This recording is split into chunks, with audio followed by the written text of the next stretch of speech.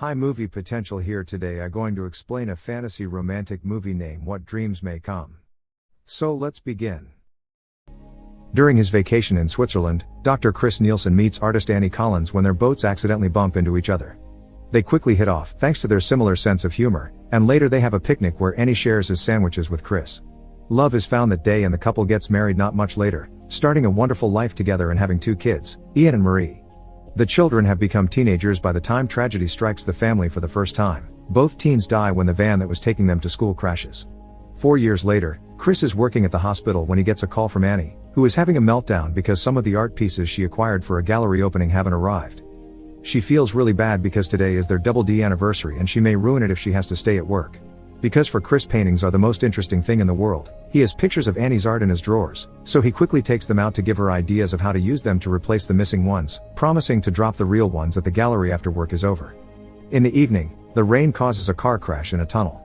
Chris stops his car just in time and doesn't get caught in it, but being a doctor for him is a responsibility he must respect, so he gets off his vehicle and approaches the victims to help.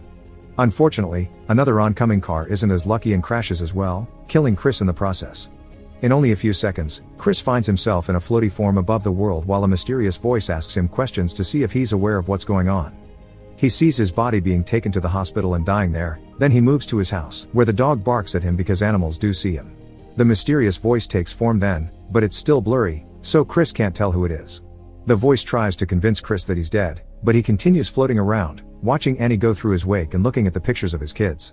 This makes him have a flashback of the time their old Dalmatian dog Katie was sick and they had to put her down, which made Marie very angry because she couldn't understand it was Mercy. He also remembers the time he and Ian went running into the forest under the rain for fun, and Chris took the chance to tell his son they would be transferring him to another school.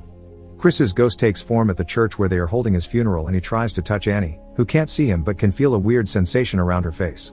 Then, Chris appears at his home again to look at the painting Annie had made for their double D anniversary, which depicts the special place where they met and were planning to retire. He finds Annie starting a diary because her therapist asked her to so she could cope, but it's not helping her at all. Chris takes the chance to communicate with her by guiding her hand with the pen and making her write, "This is Chris, I still exist," but it only gives Annie an anxiety attack because it can't possibly be real.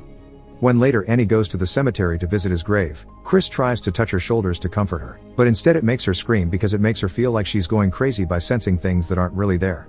Seeing as his presence is only causing his wife more pain, Chris decides to allow his soul to finally move on. He wakes up in his personal heaven, which is shaped like Annie's painting of their special place. Katie is there too, looking young and healthy. The mysterious voice shows up as well, and this time it has a proper form. It's Albert Lewis, Chris's old mentor who died at 63, but here he looks young again. Albert teaches Chris that this world is controlled by his mind, so he can make things move or change by just wishing them to do so.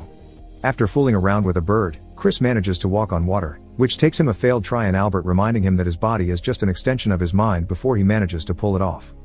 The 2 men cross a lake and arrive at the house Annie painted as their dream home. Over coffee, Albert continues to teach Chris how to use his full mind to transform this place into whatever he wants and shows him a neat little trick. With just his hand, Albert makes a hole in the wall and makes a world looking real instead of painted appear. In the real world, Annie is making a new painting for Chris's memory, and the tree she draws appears in Chris's heaven. A young Annie also appears among the flowers, so Chris tries to fly to her, but he just falls. Choosing to run instead, Chris comes closer, but Annie's gone by the time he gets to the tree. It's then he realizes he never saw this tree before, so he doesn't understand how it could appear here if Annie is finishing the painting after he died, and Albert realizes Chris and Annie must have a very strong connection because they're soulmates. The couple is trying to reach each other even in death, so when Annie's depression makes her ruin the painting because it won't bring her husband back, the tree in heaven also gets ruined. Chris keeps seeing Annie around his heaven, but she always disappears before he can reach her. At the shore, Chris finds Marie's plush tiger and remembers the time she got sick. That day, Chris stayed home with her instead of going to work, and he taught her to play chess. Chris realizes that if he's found Katie, then he should be able to see his children in heaven too, but Albert says he'll only see them when he means it. Afterward, Chris takes a nap and wakes up to find Albert is gone. He had work to do guiding other souls, so he sent Leona to make Chris company for now. Leona takes Chris to a city filled with souls enjoying themselves. Meanwhile, in the real world, Annie continues to live with overwhelming guilt because she thinks Chris doing the favor of taking the paintings to her gallery was what put him at the site of the accident. It's the same guilt she felt back when her children died, thinking that if she had been driving she could have saved them. Back to Chris, after watching some souls choose to reincarnate, he, Leona, and Katie go on a boat ride. Chris admits that because his children died years ago, he's more worried about his wife, so Leona asks him to share a memory of his daughter. As he tells her about all the times he and Marie played chess together, Chris remembers the diorama his daughter had in her room and begins noticing this world looks like it. Leona can tell Chris is onto something, so she confesses this isn't how she looked when she was alive. She chose this appearance because her dad had complimented a flight attendant that looked like this and she wanted to grow up to be like her. Chris finally realizes this is Marie's soul, and the two of them reunite with a hug. In the meantime, Annie is having trouble moving on. She thinks her therapist will send her to a clinic soon because he's worried that she'll hurt herself like she did in the past, so she writes a letter in her diary saying goodbye to Chris. Back in heaven, Chris is back in his painted house and is visited by Albert again, who brings terrible news: Annie is dead. Chris cries for her but thinks at least her suffering is over and they'll reunite soon. However, Albert informs him this isn't possible. Because Annie ended things herself instead of dying naturally, she'll be going to hell, which makes Chris furious and causes a storm in his heaven. What happened with the tree reminds Chris of his soulmate connection to Annie and decides to go to hell to rescue her, since their bond should allow him to find her. After lots of arguing, Albert accepts that Chris's refusal to give up deserves a chance and takes him to see the tracker, who explains how things will work. Finding Annie is possible, but she won't recognize Chris when she sees him, so he must decide if the trip is worth it just to see her. Chris accepts to try anyway, so the trio gets on a boat to cross the seas of hell. There's a wild storm shaking the boat and the waves, but the real danger comes from the lost souls in the water that turn the boat over and make everyone fall. While trying not to drown, Chris has another flashback of him and Annie, this time arguing about Ian and his future, because Chris kept pressuring the boy into doing well at school and it was taking a toll on Ian. Right after that one, another memory begins of Ian in the forest under the rain complaining about the transfer because he didn't want to lose his friends. Eventually, the waves take the trio to the shore of the gateway to hell, a huge desert filled with shipwrecks. They begin walking through the area but they are having trouble sensing Annie because Chris keeps thinking of Ian. The boy had tried to explain that he wasn't like his father, so school was hard for him and he went to bed scared. Chris had told him he believed in him and if he had to go through hell, he would want nobody else other than his son by his side.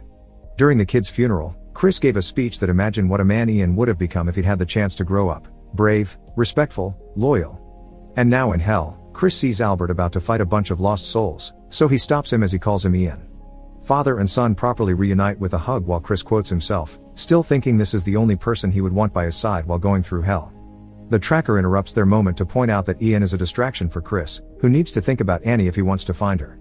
Chris refuses to leave his son behind but Ian admits he's taken the form of Albert because he's the only guy Chris has ever listened to, so he wants him to listen to him now. Chris has to go alone and never stop thinking about Annie. He should particularly concentrate on the way he brought her back after the kids died. The tracker takes the elevator to hell together with Chris, who begins thinking about all the things Ian mentioned. After the kids died, Annie tried to hurt herself and ended up in a mental hospital. During her stay, she asked Chris for a divorce, since she thought they were coping too differently to stay together. The elevator eventually takes them to a private deck where the floor is filled with faces calling out for their loved ones. Chris almost gets distracted by an old man, thinking it's his father, but he gets back on track when he finds Annie's face among the others. Remembering a lovely afternoon they spent together in the park, he runs to her only to fall through a hole on the floor and into a lake. Thinking about Annie again allows him to swim out and find the place she's at, a dark, nightmare version of their dream house. The tracker explains this is an illusion her guilt inflicts on herself and, after revealing he's the real Albert who also took on a new appearance, he reminds Chris that he has no defense against Annie, so he only has 3 minutes with her before he loses his mind. Chris enters the house and as it had been predicted, Annie doesn't recognize him, so he pretends to be a neighbor that admires her art. Annie is worried because her paintings are missing, so Chris tries to distract her by telling her about his dead wife and how they came up with the Double D anniversary. Years ago, Chris visited Annie at the mental hospital and told her he would be leaving because his presence wasn't helping and seeing her like this was killing him. So that day was a Double D day, because they needed to make a decision about divorce. Chris had realized that he was part of the problem, not because he reminded her of what happened, but because he could never join her in the dark place she was in. Finally finding comfort in his new attitude instead of being forced to heal, Annie accepts to go back to her old life, and the couple reconciles. Current Annie thinks it's a touching story, but the woman still died, so there's no hope. Chris retaliates by explaining not giving up was only his own way to hide from the world and that his wife never was a coward. Seeing as she wants to see her family again, Chris makes Annie close her eyes and remember the day of her wedding, so he shows up in the memory too and tells him he's real. When Annie opens her eyes, she sees Chris and freaks out, thinking it's some sort of trick that haunts her. Chris doesn't have much time left so he tells her a few last words before leaving. He apologizes for all the things he'll never give her and all the times he failed her. He also thanks her for everything she's done for him. Afterward, Chris meets with Albert to tell him to go back alone and tell his children that he loves them but he won't leave their mother alone. Then Chris re-enters the house and finds Annie to tell her she shouldn't feel guilty because he forgives her and he'll stay in eternity in hell if that's what it takes for her to regain her sanity. As she begins to look healthier, Annie recovers her memories and Chris absorbs all her nightmares instead. Annie begins ascending to heaven, but she doesn't want to leave Chris behind, so she calls out his name and reminds him not to give up. After going through the lake again and seeing his life flash in front of his eyes, Chris wakes up back in his own heaven and reunites with Annie, Albert, Katie, and the kids. The family spends some happy moments together, but then Chris talks to Annie in private to ask her if she would like to be reborn together. Anne hesitates, but Chris explains the kids do want them to go, and he's sure they'll find each other again because they're soulmates. The couple kisses right before something extraordinary happens in the real world. A little boy's toy boat accidentally bumps against the one belonging to a little girl, and this girl decides to share her sandwiches with him.